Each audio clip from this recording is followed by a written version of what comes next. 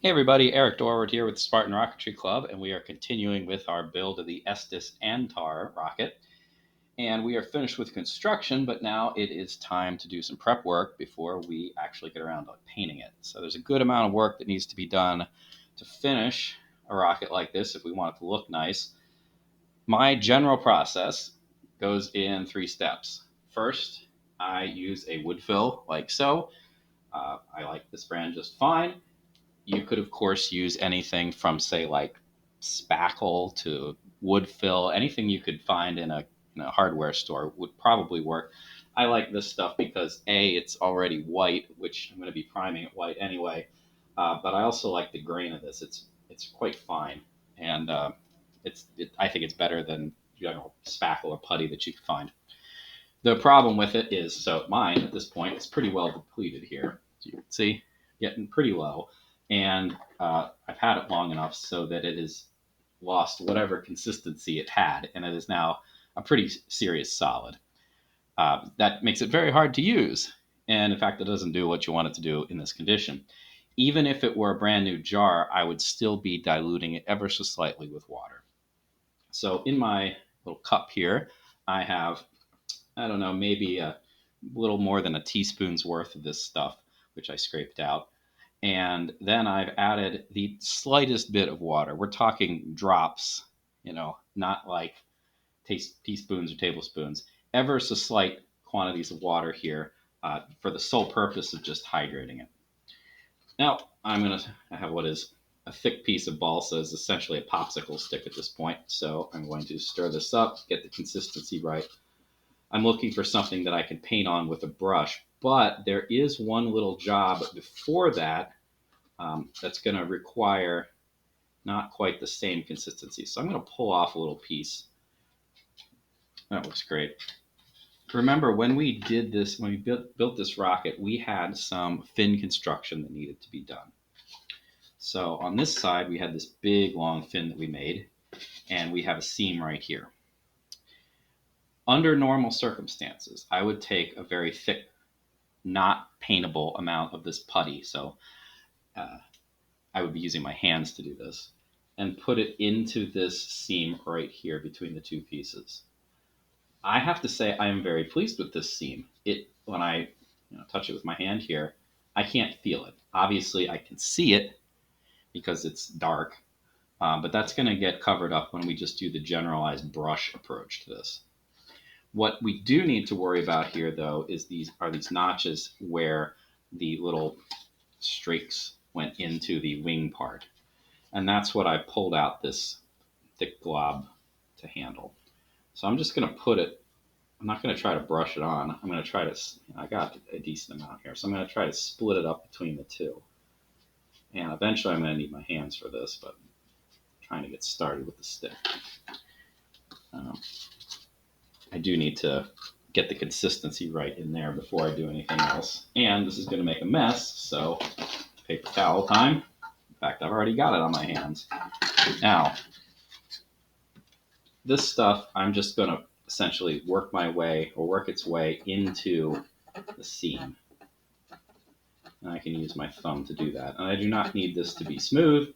I just want it to be thorough. It would be nice if I didn't have any like little chunks sticking out. But I'm going to sand this before I do any other work on this fin. So this is like a very coarse approach to patching any holes. So you can see it. There are definitely irregularities in what I've smoothed on with my thumb. It'd be nice to get rid of more than that. But I'm not looking to make this smooth at all. I just want to fill those cracks so that I can't see that there was a big crack there. All right, that's probably pretty good. Let's get that off. One of the things that I like about using this particular wood fill in general, is that it does not take very long to dry. So I'm going to continue, while I talk, getting the consistency in my cup here correctly. So I'm just stirring until the whole thing is a brushable paste. But in any event, so my goal here is I'm going to paint this stuff onto the back fins and then the front of this, and hopefully by the time that I've done those things, this part will be ready to sand. Because it doesn't take very long for this stuff to dry out. The other phases of this construction involve some sealer, sanding sealer, and this takes a while to dry. But the real killer is before I put my final coat of paint on it, I put a coat of spray paint primer on and then sand that. The spray paint primer takes just about forever to dry. We're talking days, whereas this stuff will be dry and ready to sand in half an hour tops. In fact, it might be dry by the time I finish recording this, because I'm certainly not going to make you watch me paint this stuff on to a bunch of fins. That is not super interesting. Right, there are still some chunks in this that have not fully hydrated, but overall it's pretty well mixed up. So put that aside, get out my brush, and I've managed to get this stuff on my hands again. So cleanliness. Okay, so if you haven't seen this before, it's a fairly straightforward bit. Get some of this. So this is the consistency now. It's close to paint, but it's thicker. So in any event, I'm going to brush this stuff on. There are probably going to still be some chunks here and there, and that's okay. Not a big concern. What I do want to do is, when I initially put this stuff on, I usually get some seams, some obvious brush strokes. So I'm going to try to get rid of them as much as possible. And I've also painted the body tube somewhat accidentally. That kind of happens. But that's not really a problem either. If you are looking to do a particularly nice job, you could use this stuff on the body tube as well, especially where the spiral is. And it does a pretty good job of filling in the spiral, and then you can just sand down the spiral part of the body tube. One thing that you do need to be aware of when doing this is if your end of the brush stroke goes up to the edge of the fin that you've already rounded, it's going to mess up your fin, mess up the rounding. I find that to be somewhat unavoidable. I try to minimize it, but it happens, and it's not a horrible problem, but it's something to be avoided. So I try to brush it evenly off, just so that I don't have to reshape the fin after I've put the fill on. So in any event, it's also a good idea to do both sides of the fin in short order. This stuff is pretty thick, but you're still adding something that is at least in part water-based onto wood. This is a pretty thick piece of balsa, but if you were using a thin piece of balsa, for instance, or any kind of wood really, for instance, the cluster rocket that we built, the Trident, when I did this, it really, really, really wanted to warp the fin because the fin was pretty thin. And of course, you don't want your fins to warp. If they warp, they are not true, and doesn't fly as well. So something to be avoided. So there we go. I've been wiping the excess off on another fin here, so that's a good approach to dealing with excess from your brush. And yeah, so I will need to go over this part since I didn't really do a particularly thorough job when I was getting rid of the excess. Hopefully, so I've got the joint right here, hopefully this layer itself, just not the thick stuff I put on here, but just like painting this on will be enough to take care of the seam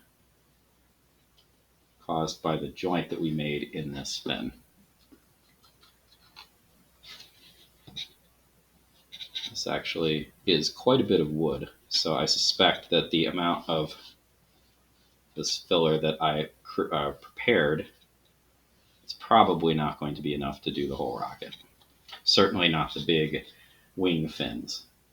So I suspect what I will end up doing is probably I will use up all this on the fins at the back.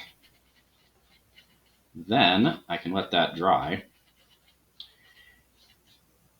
And then I can sand off these two spots and then work on the whole fin, the whole wing fin. So this is probably the least annoying part of the whole finishing process, at least in my opinion. it's kind of annoying to get the consistency right for the wood fill.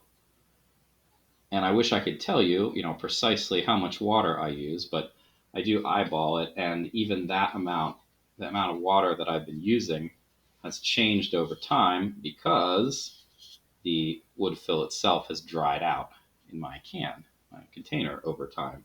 So it needs more and more water to get the consistency that is necessary for the job.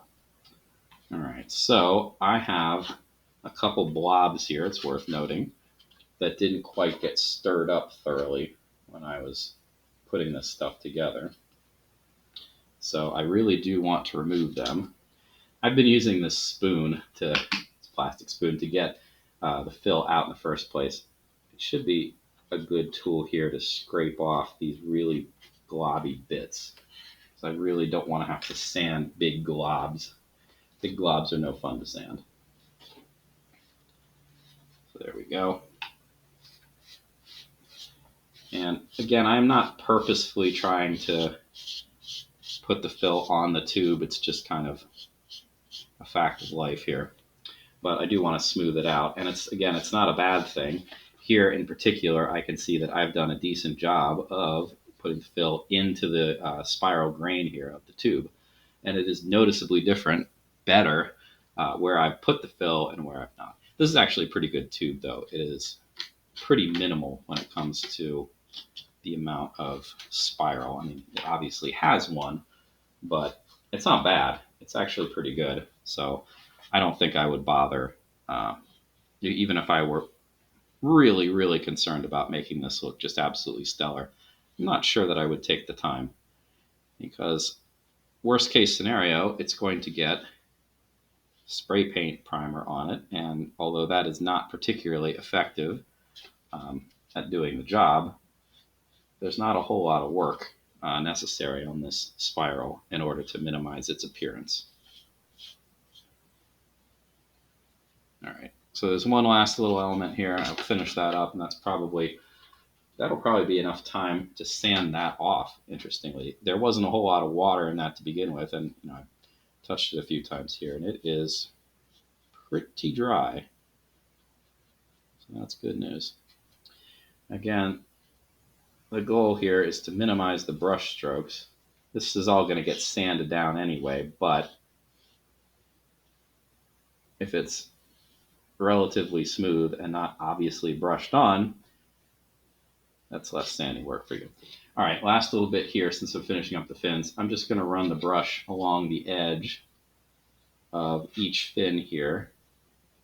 And I'm looking to make sure I didn't leave any blobbiness, as it were, on the edge of the fin. So I'm going to have to sand these anyway, right? And when I do that, I'm going to have to reshape the fin a little bit as well. But I'd like to reshape it as little as possible.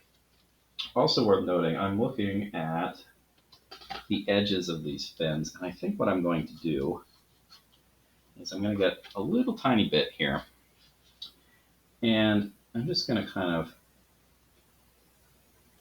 paint along these cut edges. Now remember, I didn't round these for a variety of reasons, one of which the instructions didn't say to. It would be nice to round the trailing edges, but it's not super necessary. I think my greater concern was the rounded shape. So in any event, I'm going to paint in to these cut edges, because although laser cutting is really a godsend when it comes to getting good balsa fins, the downside is to it, where the cuts are, it is black because the laser has literally burned through the wood. And that can be kind of hard to cover.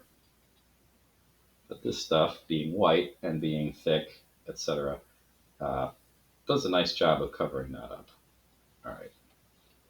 So that looks pretty good. Just going over one more time to make sure I don't have any really obvious nasty spots like that one I just added. So essentially, I'm more removing anything at this point than adding. Okay. So the tail. Ooh, that's certainly not dry. There we go. Okay. Yeah, a couple spots here where I needed to brush this out that I missed for whatever reason. All right. Well, that looks passable now. Before I move on, let's have a look at these. That feels pretty dry. So all I'm going to do is grab my sandpaper and lightly sand over top of this. I'm not looking for a truly thorough job here.